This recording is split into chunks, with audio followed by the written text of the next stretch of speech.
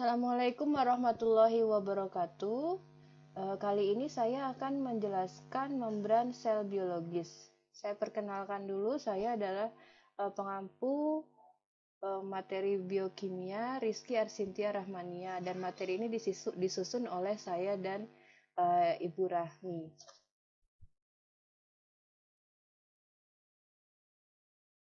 Apa itu membran sel biologis? Jadi membran sel itu adalah suatu lapisan bagian luar suatu sel. Nah, sel itu sendiri ada pada sel hewan, sel manusia, kemudian sel mikroorganisme. Ya. Nah, biasanya membran sel itu memiliki susunan berlapis dengan pola yang beraturan. Sekat antara permeabilitas yang sangat selektif, dan fungsinya pun tidak terlepas dari proses kehidupan. Jadi bisa dilihat pada gambar, membran itu ada paling bagian luar dari suatu sel. Di sini ada contoh gambar membran sel hewan.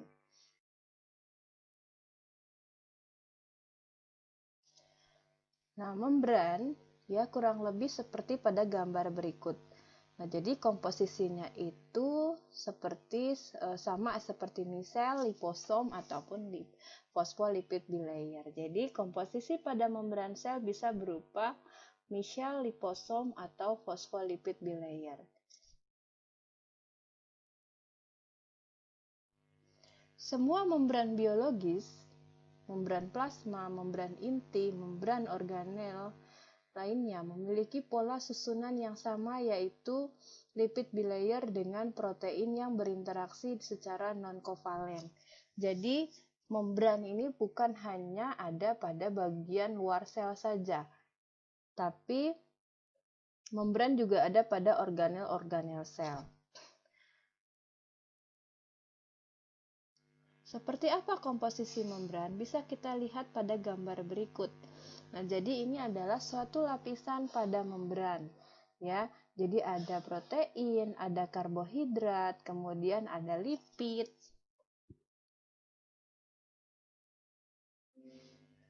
Menurut Spektor A dan Yorek M 1985, komposisi asam lemak membran, komposisi fosfolipid, dan kandungan kolesterol dapat dimodifikasi dalam berbagai jenis sel mamalia utuh.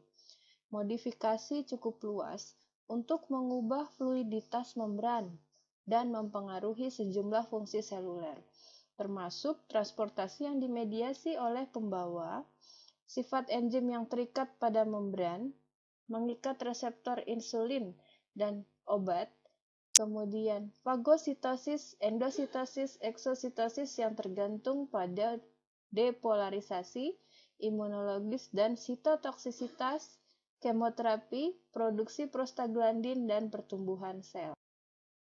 Komposisi membran. Jadi membran itu terdiri dari lipid, protein, dan karbohidrat.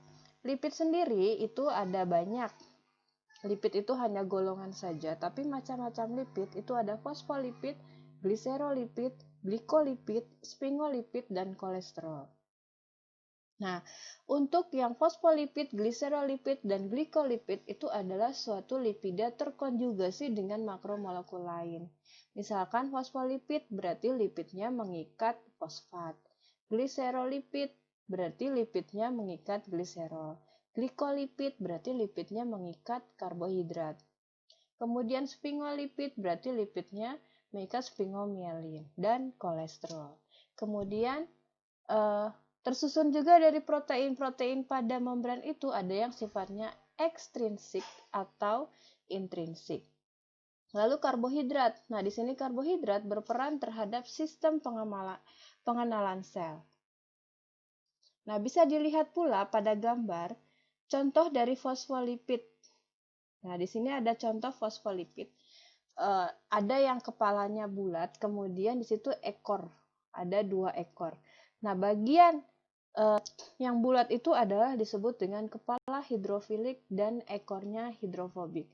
Mengenai fosfolipid akan dijelaskan lebih lanjut. Berikut ini adalah contoh dari fosfolipid. Nah, jadi fosfatnya mengikat lipid.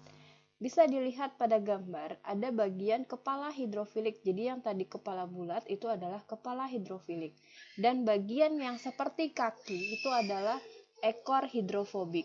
Nah, apa itu kepala hidrofilik? Berarti dia bagian kepala yang memang lebih suka air. Berarti pada bagian ini strukturnya itu atau atomnya itu harus bersifat polar karena memang suka air. Nah, terdiri dari apa saja pada gambar tersebut? Ternyata ada kolin, fosfat, dan gliserol. Untuk yang ekor hidrofobik berarti ekornya takut pada air. Nah, di sini strukturnya seperti apa? Ternyata terdiri dari dua rantai asam lemak. Yang satu rantainya lurus, berarti asam lemaknya itu dia tidak memiliki ikatan rangkap. Sedangkan bagian yang bengkok, rantai asam lemaknya itu memiliki ikatan rangkap.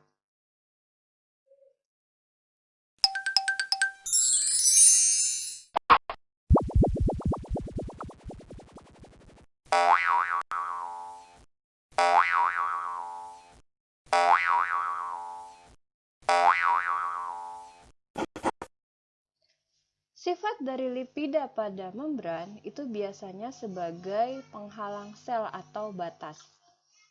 Nah, hal ini karena bagian pada fosfolipid itu kepalanya itu adalah kepala polar atau memang suka air. Kemudian bagian ekornya itu tidak suka air atau sifatnya nonpolar dan hidrofobik. Nah, bisa dilihat pada gambar tersebut kalau membran tersebut atau lipida membran tersebut itu bagian ekornya yang berisi asam lemak itu semuanya menghadap ke bagian dalam atau lebih menghindari air. Jadi, yang bagian kepala polar itu lebih suka air, dia menghadap ke bagian air. Nah, ada contoh di situ. Ada molekul gula, H2O, dan garam. Nah, molekul-molekul ini dia tidak bisa masuk ke dalam lipida membran tersebut karena memang di bagian dalam dari lipida membran tersebut mengandung asam lemak yang sifatnya takut pada air dan sifatnya nonpolar. Jadi dia tertahan di bagian kepala polar untuk molekul gula, air, dan garam. Nah, sedangkan lipid itu bisa keluar masuk karena dia bagian dalamnya bisa menembus bagian nonpolar atau ekor asam lemak. Sehingga karena sifat-sifat tersebut, maka si lipida membran ini sifatnya impermeable kepada molekul yang sifatnya polar atau memang dia tidak permeable terhadap molekul polar. Jadi dia tidak sembarangan molekul polar yang bisa menembus masuk lipida membran.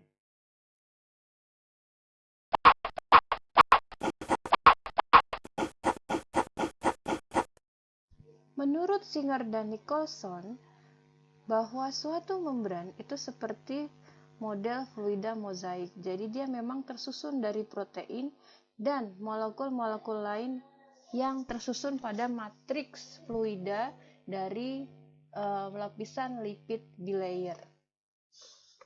Nah, jadi apa itu lipid bilayer? Lipid bilayer berarti dia bilayernya ada dua lapisan lipid. Nah, dua lapisan lipid yang bagian ekor-ekor asam lemaknya itu yang nonpolar atau hidrofobik semuanya menghadap ke bagian dalam, sedangkan kepala polarnya menghadap ke bagian air atau yang sifatnya polar. Nah, bisa dilihat di sini kembali lagi pada model fluida mozaik bahwa membran tersebut itu tidak hanya tersusun dari lipida, tapi ada glikoprotein, ya suatu protein yang mengikat dengan suatu karbohidrat, kemudian ada glikolipid, transmembran protein yang memang menembus masuk sel, kemudian ada fosfolipid dan kolesterol. Lipida membran itu biasanya ada 3 macam. Ada gliserolipid, fosfolipid, sphingolipid. Nah, untuk gliserolipid berarti lipidanya terikat dengan gliserol. Contohnya ada triasilgliserol yang menyusun atau tersimpan di dalam jaringan adiposa atau sebagai lipoprotein darah. Kemudian terdapat juga gliserofosfolipid yang memang dia bisa disusun untuk fosfatidilkolin, fosfatidilethanolamine, fosfatidilinositol, bifosfat, fosfatidilgliserol, dan kardiolipin. Kemudian, untuk fosfolipid itu juga bisa menyusun gliserofosfolipid, kemudian etergliserolipid, dan sphingofosfolipid. Untuk etergliserolipid itu bisa menyusun plasmalogen atau platelet activating factor. Untuk sphingofosfolipid itu biasanya menyusun sphingomyelin. Sedangkan sphingolipid itu bisa menyusun sphingofosfolipid dan glikolipid. Nah, glikolipid itu sendiri itu biasanya menyusun cerebrosida, sulfatida, globosida, dan gangliosida. Dapat dilihat di bagian bawah apa itu triasilgliserol. Jadi triasilgliserol berarti di bagian kiri bawah gambar itu ada gliserol yang mengikat 3 asam lemak. Kemudian gliserolipid. Gliserolipid itu berarti gliserol yang mengikat 2 asam lemak. Kemudian mengikat fosfat yang terikat pada gugus bagian kepalanya. Kemudian ada etergliserolipid, berarti gliserol yang terikat dengan eter, asam lemak, fosfat, dan gugus kepalanya. Kemudian sphingofosfolipid berarti sphingosine yang mengikat asam lemak, fosfat, dan kepala gugusnya. Kemudian sphingosine itu berarti suatu sphingolipid berarti sphingosine yang terikat dengan asam lemak, kemudian dengan fosfat dan gula. Nah, bisa dilihat di sini di bagian bawah perbedaan-perbedaannya. Jadi, yang mana yang disebut dengan kepala polar? Yang disebut dengan kepala polar itu adalah bagian gliserolnya. Nah, itu semua gliserol itu sifatnya adalah hidrofilik.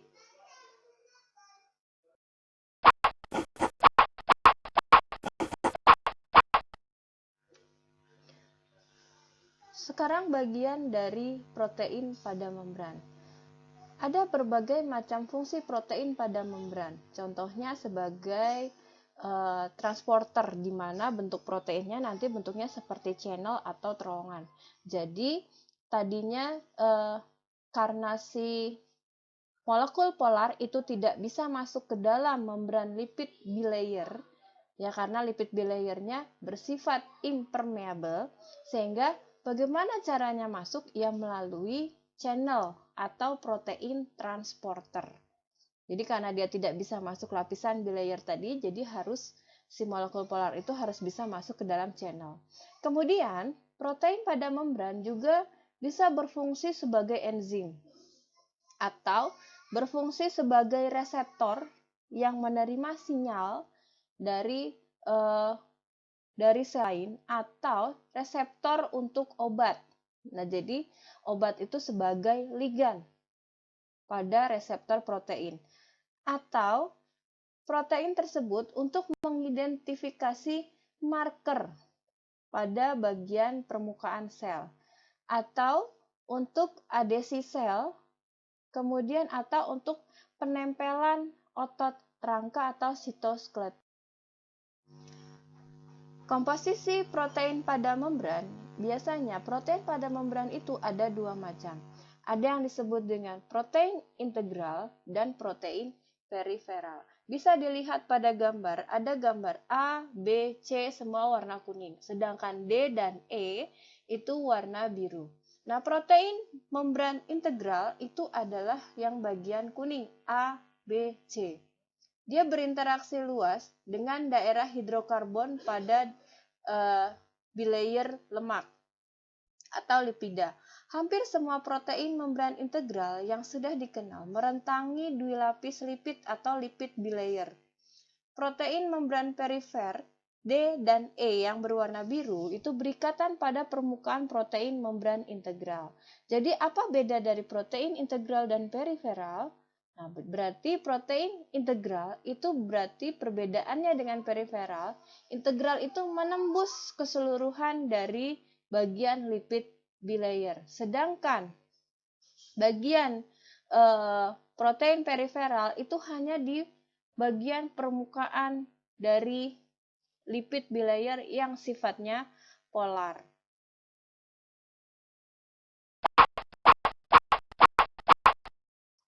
Karbohidrat pada membran. Karbohidrat pada membran biasanya berperan untuk pengenalan sel-sel. Nah, biasanya dia untuk mengenal sel lain. Biasanya mengenal misalkan antigen. Atau penting untuk perkembangan organ dan jaringan. Atau untuk berperan penting pada sistem imun. Fungsi membran itu pertama untuk pembatasan atau barrier dan isolasi. Yang kedua itu untuk transport bahan-bahan yang dikontrol. Kemudian yang ketiga untuk penerimaan sinyal dan penyaluran lebih lanjut. Kemudian yang keempat biasanya untuk reaksi-reaksi enzimatis. Kemudian yang kelima untuk kontak dengan sel lain atau sel adesi. Dan keenam itu untuk jangkar sitoskeleton. Fungsi membran yang pertama tadi sebagai penghalang atau pembatas dan isolasi atau kompartemen. Nah, membran di sini membatasi atau mengisolasi sel dan organel sehingga terpisah dari lingkungannya. Kemudian, fungsi membran sebagai transport yaitu mengangkut zat dari satu sisi ke sisi lain. Kemudian, fungsi yang lainnya adalah transduksi sinyal, yaitu untuk merespon terhadap sinyal eksternal karena mengandung reseptor yang dapat berinteraksi dengan ligan.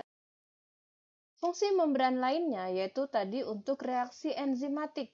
Nah, di sini terjadi katalisis secara enzimatik yang terjadi pada permukaan sel. Kemudian, untuk kontak antar sel atau sel adesi, yaitu penghubung sel dengan matriks eksternal. Kemudian, untuk jangkar sitoskeleton atau memperkokoh sitoskeleton untuk mendapatkan bentuk sel. Transport melalui membran sel. Jadi, membran plasma bersifat selektif permeable atau hanya molekul atau ion tertentu yang dapat masuk atau keluar melalui sistem transport membran. Permeabilitas membran sel memungkinkan molekul penting seperti glukosa, asam amino, dan lipid dapat masuk ke dalam sel. Kemudian, memungkinkan terjadi intermediate metabolit tetap di dalam sel dan waste product dikeluarkan dari sel. Mekanisme dari transport atau transporter berarti terjadi transport pasif dan transport aktif. Di mana transport pasif di sini yang terjadi adalah difusi dan difusi terfasilitasi. Pada transport pasif, proses transport dari dan ke dalam sel. Proses tersebut berlangsung menuruni gradien konsentrasi atau gradien muatan dan sel tidak menginvestasikan energi atau tidak membutuhkan energi dalam bentuk ATP. Sedangkan yang terjadi pada transport aktif, maka proses transport dari dan ke dalam sel di mana untuk terjadinya transportasi sel harus mensuplai energi atau pada proses transport aktif ini sangatlah dibutuhkan energi.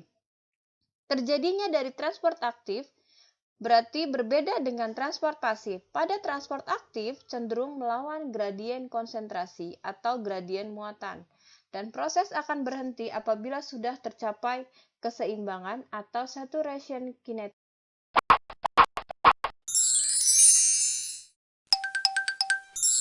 Ini adalah contoh dari transport pasif yaitu difusi sederhana atau simple diffusion, di mana terjadi perpindahan dari molekul dari konsentrasi tinggi ke konsentrasi rendah. Nah, di sini sama seperti prinsipnya tadi, tidak membutuhkan energi dalam bentuk ATP. Ada dua contoh dari difusi sederhana, yaitu difusi dan osmosis. Nah, di mana perpindahannya ini tidak membutuhkan energi, karena memang prinsipnya dari konsentrasi tinggi ke konsentrasi rendah.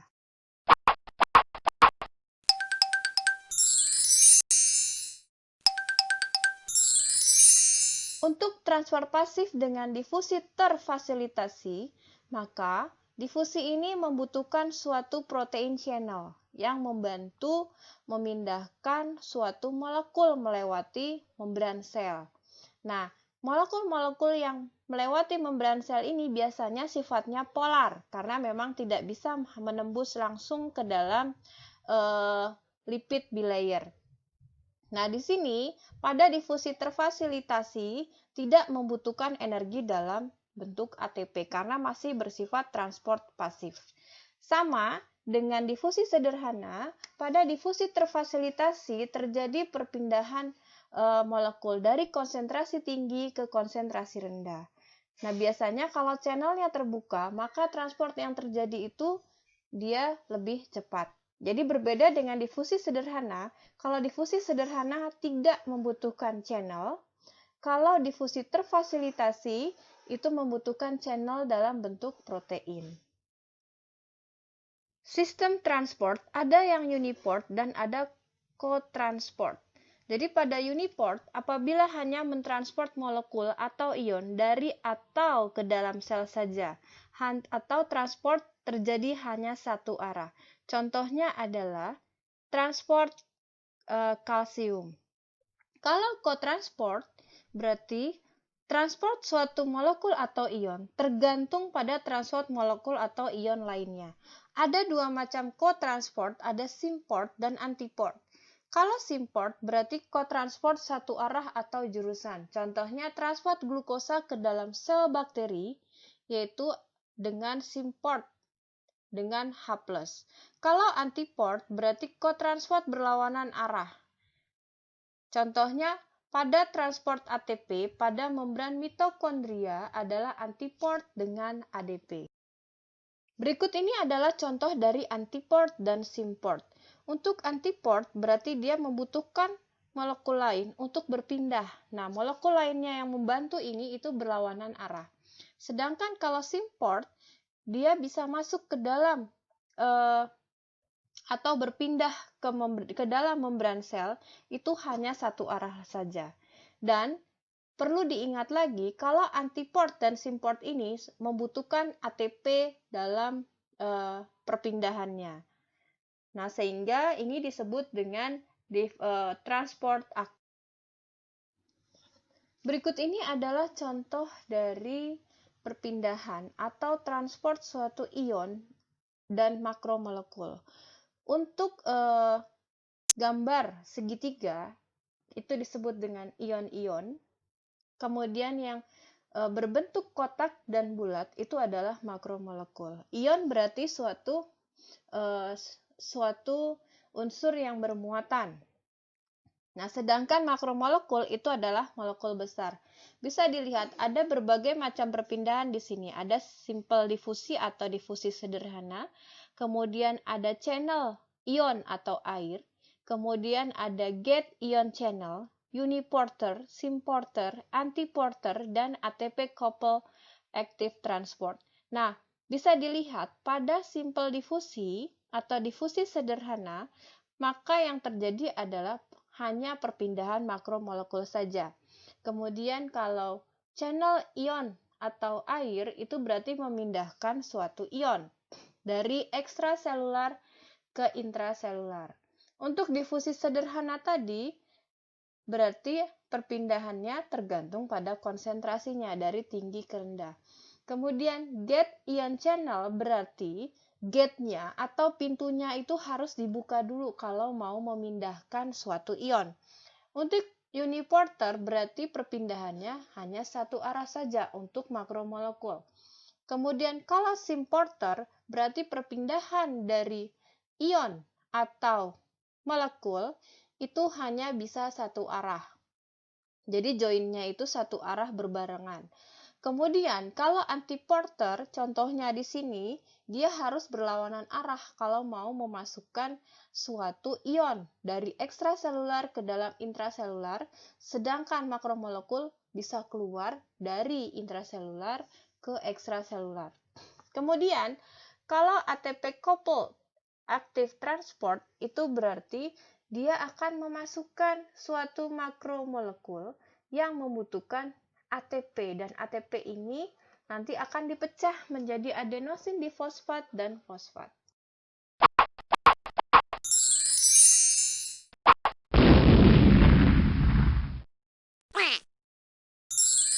Pada transport aktif, sel-sel yang akan memindahkan molekul harus melawan gradien konsentrasi. Konformasinya akan berubah dari satu sisi ke sisi lain pada membran. Nah, protein di sini yang membantu adalah protein pump atau memompa, sehingga kalau memang memompa proteinnya berarti memang membutuhkan energi dalam bentuk ATP. Nah, perpindahan molekulnya itu melawan gradien konsentrasi, kebalikan dari passive transport. Untuk active transport berarti perpindahannya dari konsentrasi rendah ke konsentrasi tinggi. Berbeda dengan passive transport dari konsentrasi tinggi ke konsentrasi rendah. Nah, yang mana protein pump-nya itu contohnya adalah protein integral. Contoh transport aktif yaitu transport Na+ dan K+ yang terjadi pada hampir semua jenis sel. Nah, transport Na+ dan K+ ini sangat penting untuk mempertahankan fisiologi sel atau homeostatis. Nah, biasanya dibutuhkan untuk konduktivitas sel otot dan sel saraf, merangsang transport aktif molekul lain seperti glukosa dan asam-asam amino.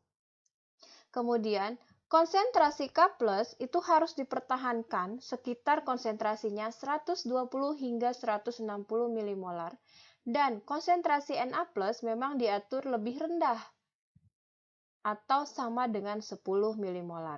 Konsentrasi K+ ekstrasel serum sangat rendah, itu sekitar 4 milimolar, sedangkan Na+ sangat tinggi, itu sekitar 150 milimolar, sehingga perlunya transport aktif ini. Konsentrasi Na+ dan K+ dipertahankan mekanisme transport aktif, nah sehingga dibutuhkan pompa Na+ dan K+ untuk mempertahankan kondisi-kondisi tersebut. Nah, contoh dari transport Na+ dan K+ tadi, di sini ada 6 langkah. Yang pertama, Na+ diambil dari dalam sel. 3 Na+ diambil dari dalam sel. Kemudian ATP, terjadi fosforilasi ATP pada subunit alfa untuk merangsang pembentukan atau perubahan bentuk. Nah, di sini terjadi fosforilasi atau pemecahan ATP menjadi ADP. Kemudian yang ketiga itu dikeluarkannya Na+ dari protein pump tadi. Kemudian pumpnya membuka ke arah luar dan siap untuk siklus yang selanjutnya. Yang keempat, 2K+ itu diterima dari luar sel. Kemudian yang kelima, terjadi defosforilasi untuk menstimulasi perubahan konformasi. Yang keenam, 2 ion K+ lalu dimasukkan ke dalam sel. Nah, di sini pompa kembali ke level inisial atau ke awal kembali.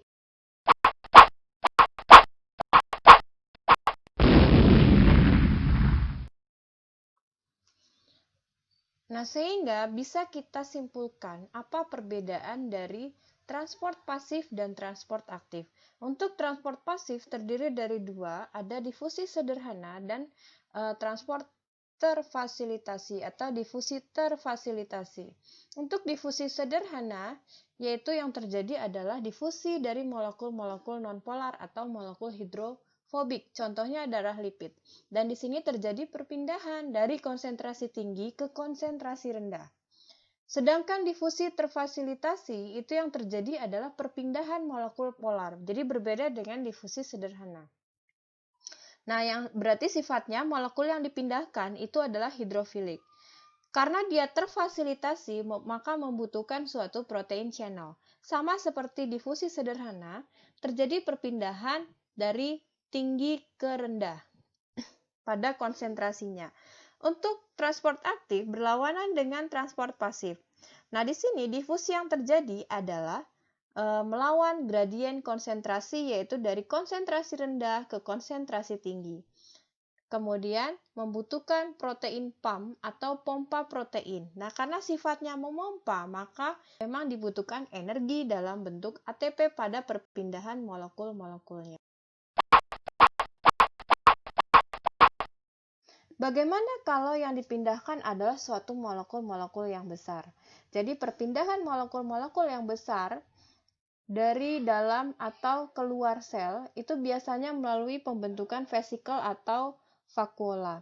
Nah, prosesnya itu adalah endositosis. Endositosis ada dua, yaitu fagositosis dan pinositosis. Untuk fagositosis itu biasanya adalah tipe bagaimana selular memakan. Kemudian untuk pinositosis yaitu bagaimana selular meminum. Untuk eksositosis itu adalah bagaimana mengeluarkan molekul tersebut keluar dari sel. Berikut ini adalah contoh dari endositosis dan eksositosis. Bisa dilihat pada bagian yang atas yaitu adalah endositosis. Jadi bagaimana suatu sel itu melakukan fagositosis atau pinositosis. Nah, di sini hanya secara umum saja. Nah, bagaimana endositosis itu terjadi atau bagaimana cara memasukkan suatu molekul-molekul besar ke dalam sel. Jadi, salah satu caranya itu adalah dengan membentuk vesikel.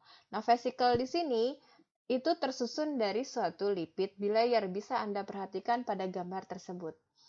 Jadi, dari outside ke dalam inside cell. Kemudian, untuk eksositosis, maka perpindahan molekul-molekul besar tadi dari dalam ke luar sel. Berarti sama saja, tetap membentuk vesikel dari dalam sel, kemudian dikeluarkan.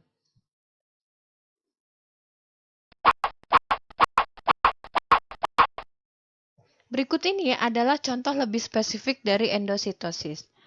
Fagositosis, bagaimana dia menggabungkan bergabung dengan lisosom. Kemudian pinositosis itu adalah suatu di sini prosesnya non spesifik karena molekul ini baik yang bentuknya segitiga atau yang bulat hijau itu bisa masuk ke dalam satu vesikel. Kemudian endositosis dengan mediasi reseptor. Nah, di sini agak lebih spesifik karena bisa dilihat molekul warna bulat hijau dan segitiga warna ungu itu masuk ke dalam suatu sel ya melalui pembentukan vesikel atau vakuola.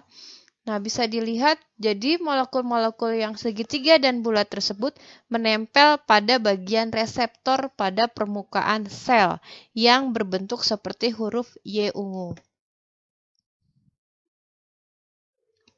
Bagaimana air bisa masuk ke dalam sel? Berikut perpindahannya. Karena air sifatnya sangat penting untuk kehidupan, untuk mikroorganisme, untuk hewan atau manusia, maka pada sel ini dibicarakan secara terpisah. Yang terjadi adalah osmosis. Nah, osmosis ini hanyalah difusi dari suatu air. Difusi air itu dari konsentrasi tinggi pada air ke konsentrasi rendah pada air yang melewati membran semi-permeabel. Seperti gambar berikut, ada pipa berbentuk U di situ. Yang sebelah kiri dapat dilihat kalau zat terlarutnya yang berbentuk bulat warna ungu itu adalah zat terlarutnya.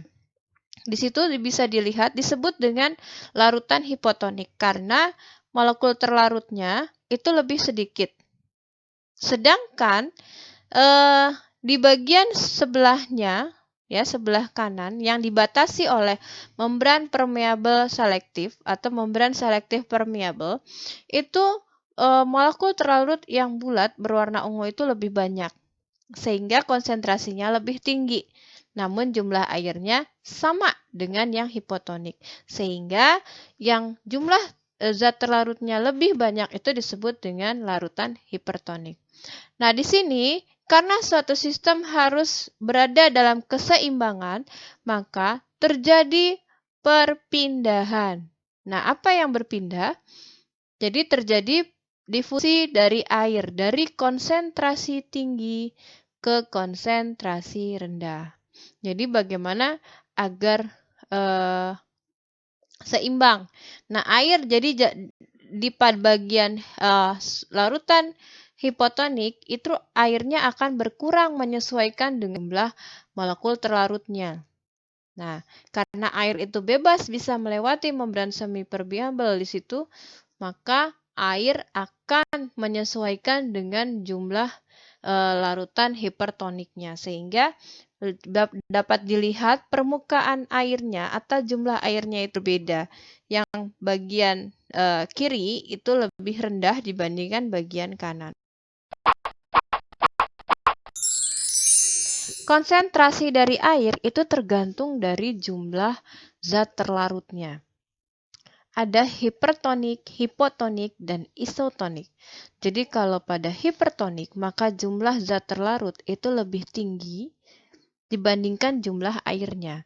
Kalau hipotonik, maka jumlah terlarutnya itu rendah dibandingkan jumlah airnya yang lebih banyak. Kalau isotonik, maka jumlah air dengan jumlah zat terlarutnya itu cenderung sama atau seimbang.